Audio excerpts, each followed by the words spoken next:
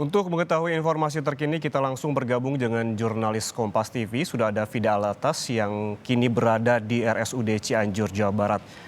Vida, selamat pagi. Ini pantauan Anda pada pagi ini, update-nya informasi yang terkini bisa Anda sampaikan. Berapa banyak pasien korban gempa yang kini dirawat di RSUD Cianjur, lalu bagaimana pula dengan penanganannya? Ya baik, Yan dan juga saudara, selamat pagi. Kalau untuk pantauan pagi hari ini, kami pantau dari pasien atau jumlah pasien memang dari RSUD Sayang Kabupaten Cianjur ini belum memberikan jumlah resmi begitu terkait berapa jumlah pasien yang kemudian ditangani di RSUD Sayang Cianjur ini. Karena memang Yan dan juga saudara, kalau kita lihat ini memang pasien ini bisa dibilang keluar masuk juga Yan dan juga saudara. Jadi kemungkinan ada pasien-pasien juga yang tadi malam ini memadati RSUD Sayang Kabupaten Cianjur. Saat ini kondisinya yang sudah mungkin membaik begitu, sudah dibolehkan pulang oleh dokter. Kemudian ini mereka memilih untuk kemudian pulang, entah itu ke rumah kerabat ataupun ke pengungsian. Kalau untuk kondisi di RSUD, tepatnya di halaman RSUD, di mana ini merupakan tempat di mana para korban kemudian mendapatkan penanganan medis sebelumnya, kami bisa katakan pagi hari ini sudah jauh lebih baik.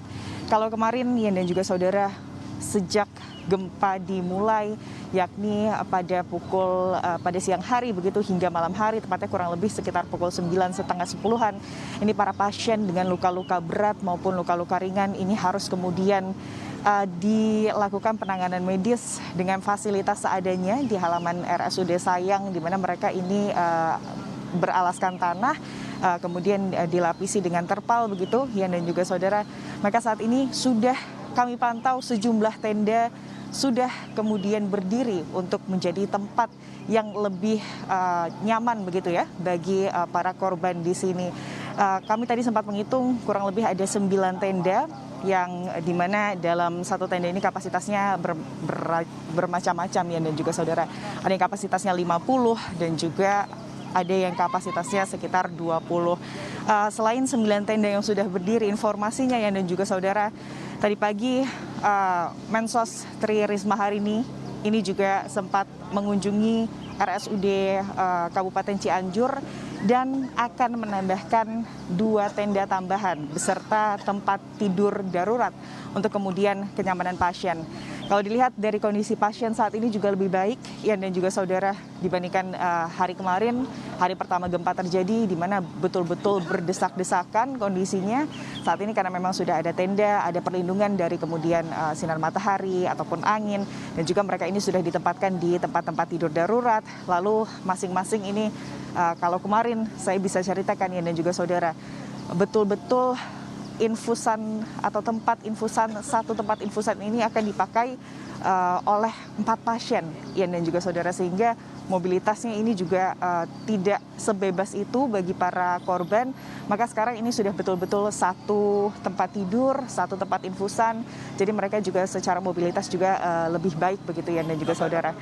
Yang kami pantau dan memang keterangan dari RSUD Sayang Kabupaten Cianjur ini juga mayoritas pasien yang ditangani di sini ini adalah anak-anak dan juga lansia Yan dan juga saudara. Untuk lukanya kebanyakan ini adalah luka patah tulang, luka sobek, dan juga yang kami pantau ini adalah lebam-lebam. Dan hingga saat ini selain tenda-tenda yang sudah didirikan, kami pantau tenda terkait bantuan alat-alat medis seperti oksigen yang kemarin ini sempat dikeluhkan oleh para korban begitu terkait kekurangan oksigen. Kami pantau ini sejumlah tabung oksigen juga telah tersedia di tenda bantuan alat medis, lalu juga dapur umum ini juga kami pantau ini sudah berdiri beberapa dapur umum begitu juga Yan dan juga saudara. Dan tentunya yang masih kami tunggu ini adalah terkait toilet portable yang informasinya dari BPBD kemarin malam ini akan didatangkan kurang lebih paling tidak 10 toilet portable yang akan diletakkan di tempat-tempat yang dekat dengan para korban begitu atau pasien ya dan juga saudara. Karena kalau melihat dari lukanya, dari keadaan korban, untuk kemudian berjalan dari tempat mereka dirawat halaman RSUD Sayang Kabupaten Cianjur menuju ke toilet yang berada di dalam gedung RSUD Cianjur ini dengan kondisi mereka yang kemudian luka-lukanya ini bisa dibilang tidak hanya luka ringan tapi juga luka berat. Ini adalah sebuah hal yang tentunya berat bagi mereka. Untuk itu toilet portable ini yang masih kemudian kita tunggu keberadaannya. Kapan akan datang? Kita tunggu bersama-sama Yan dan juga saudara, tentunya ini untuk memudahkan para korban untuk kemudian beraktivitas begitu. Dan Yan dan juga saudara, dengan tadi yang seperti yang kami jelaskan bahwa mayoritas korban di sini betul-betul lukanya ini mayoritas kami pantau parah begitu ya, lebam-lebam bahkan di organ vital, lalu juga ada luka jahitan bahkan patah-patah tulang. Bantuan yang mungkin kurang disadari oleh masyarakat atau siapapun yang akan membantu atau ingin membantu, tapi sebetulnya sangat diperlukan. Ini adalah terkait popok untuk dewasa, untuk orang dewasa. Karena memang di sini sampai pagi hari ini kami belum melihat, tapi nanti kami akan cek lagi Yan dan juga saudara keberadaan toilet portable. Namun kalau misalkan sampai pagi hari ini belum ada toilet portable, maka ini tentu akan menjadi hal yang cukup memberatkan bagi para korban untuk kemudian ke toilet begitu ya dan juga saudara. Makanya di sini popok untuk orang dewasa tentunya sangat dibutuhkan, apalagi untuk para lansia, Ian. Vida, tadi Anda menyebutkan ada 9 tenda darurat yang disiagakan di halaman RSUD. Ini artinya tidak semua pasien bisa ditangani di dalam gedung rumah sakit begitu. Tadi juga Anda menyebutkan beberapa korban yang mengalami luka parah. Apakah korban gempa yang mengalami luka parah juga turut dirawat di tenda darurat ataukah di ruangan khusus tertentu, Vida?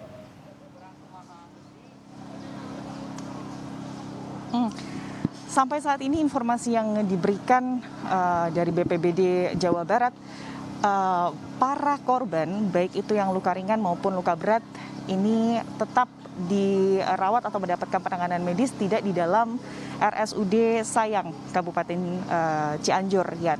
Karena yang pertama kapasitas dari RSUD Sayang ini memang tidak dapat menampung seluruh dari korban. Karena kalau kita lihat Yan dan juga saudara, bahkan saat ini saya melaporkan begitu Yan, ambulans ini memang tidak seintens hari kemarin, di mana hari kemarin ini betul-betul bolak-balik begitu ya, ambulan kemudian berjibaku mengevakuasi korban. Maka meskipun hari ini sesekali namun ambulan tetap ada, pasien itu masih tetap berdatangan atau korban masih tetap berdatangan. Dan yang pertama alasannya mengapa kemudian para korban baik itu luka ringan maupun luka berat ini ditempatkan di halaman RSUD Cianjur ini, karena yang pertama tadi kapasitas RSUD ini tidak mencukupi. Yang kedua, masih adanya ancaman gempa susulan dari BPBD. Kemarin saja Yan dan juga saudara ada puluhan kali informasinya gempa susulan yang terjadi pasca gempa besar yang terjadi pada siang hari.